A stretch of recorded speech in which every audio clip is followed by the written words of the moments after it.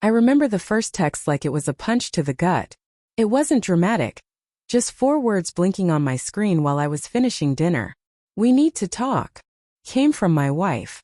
My stomach dropped instantly. Something about the timing felt wrong. It wasn't a random day. It was the week I had been waiting to finalize our divorce settlement, the one we'd both agreed would be civil, simple, straightforward. But those 4 words made my heart tighten. At first I tried to shrug it off. Maybe she meant something minor. But then came the subtle signs, the tiny cracks that no one notices until they explode. Missed calls at odd hours. Her phone locked in ways it never had been. A sudden obsession with her appearance. A new perfume that I didn't recognize. Laughter at messages I wasn't supposed to see. I questioned myself constantly. Was I imagining things? Was I just paranoid because the stress of court was getting to me? The tension built slowly, quietly. I began noticing the little lies, little excuses that didn't add up. I'm working late. I'm meeting a friend. Even the way she smiled when she got texts made me uneasy, a feeling deep in my chest that refused to leave. I kept hoping I was wrong, that I was overreacting. But I wasn't.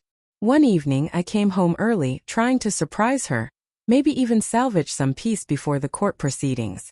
The apartment smelled faintly of her perfume, too strong, like it was meant to cover something. And then I saw it, an unfamiliar email open on her laptop. I don't know why I looked. Part of me wanted to remain blind, but curiosity and dread got the better of me. There they were, messages between her and him, my soon-to-be ex-wife's new boyfriend. Flirty, casual, intimate. Details of secret dinners, subtle jokes, laughter about things I would never understand. My chest tightened, my hands shook, and for a moment I didn't breathe. That night I stared at the ceiling, replaying every memory that now felt tainted. The dinners we had shared, the late-night talks, the laughter. All of it felt like it had been a lie. My mind kept spinning. How could someone I trusted completely betray me so thoroughly? Was our whole life together a fabrication? Court day arrived. I walked in wearing my standard suit, my tie tight enough to feel like armor. The room smelled of polished wood, paper, and nervous energy. I tried to keep calm, to remind myself that this was business. But he was there, my ex-wife's new partner. I had only met him once, briefly, and he had that smirk that made your blood boil. That smirk he wore when he looked at me and said, loud enough for the judge to hear, "Too poor to hire a lawyer?" It was a cheap shot, but it cut through me like a knife. I wanted to respond in kind, to lash out, but I felt paralyzed. My anger mixed with humiliation, heartbreak, and disbelief. Every eye in the courtroom seemed to judge me. Not the betrayal, not the lies, just me sitting there defenseless. But I wasn't going to let him win, not in the way that mattered. I had been gathering evidence quietly, piece by piece. Emails, bank statements showing secret transfers, messages that proved manipulation and deceit. I presented everything methodically. Each revelation was like opening a window to the truth, letting in light that scorched the lies and illusions. His smirk faded. I could see the tension build in the courtroom, in the judge's eyes, even in her face as she looked at me. Half guilt, half defiance, half resignation. The man who had mocked me now had nowhere to hide. And I realized something important. This wasn't about revenge. It was about reclaiming my dignity, my voice, my power. After the courtroom drama ended, I walked out alone. The city lights were cold and different, but for the first time in months I felt free. Free from the suffocating web of lies. Free from the constant questioning of my own judgment.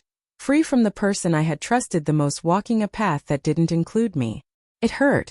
God, it hurt. Memories that once felt comforting now stung sharply. I remembered laughing with her in the kitchen, holding her hand on quiet Sunday mornings, talking about dreams we no longer shared. Every small moment now carried the weight of betrayal, the knowledge that what I loved had been poisoned. But I also realized something else. Pain doesn't have to destroy you.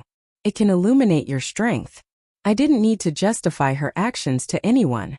I didn't need to beg for recognition or understanding.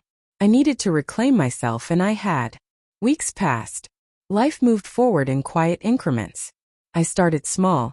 Coffee at the corner shop, long walks in the park, reconnecting with friends I had neglected. The sting of betrayal remained, but it no longer controlled me. I was learning that trust, once shattered, could be rebuilt. First with yourself, then cautiously with the world. One evening I found myself looking at my reflection in the window, the city lights twinkling behind me. I didn't see a victim. I saw someone who had endured, who had felt the sharp edge of betrayal and survived. Someone who could smile again, who could find love, trust, and peace on their own terms. And in that moment I let go.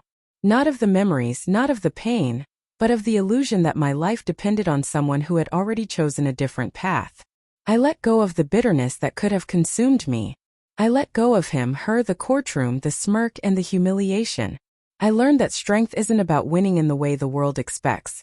It's about standing tall after you've been broken, about reclaiming your dignity, your self-respect, and your future. And slowly, quietly, life began to rebuild itself around me, honest and true this time. I'll never forget that courtroom, that smirk, that betrayal. But I will also never forget the way I rose from it, the way I reclaimed my voice, and the way I learned to trust myself again. Because in the end, that's all we really have, our own truth and the courage to live it, even when the world tries to tell us we're too small, too weak, too poor, or too broken. And I am none of those things.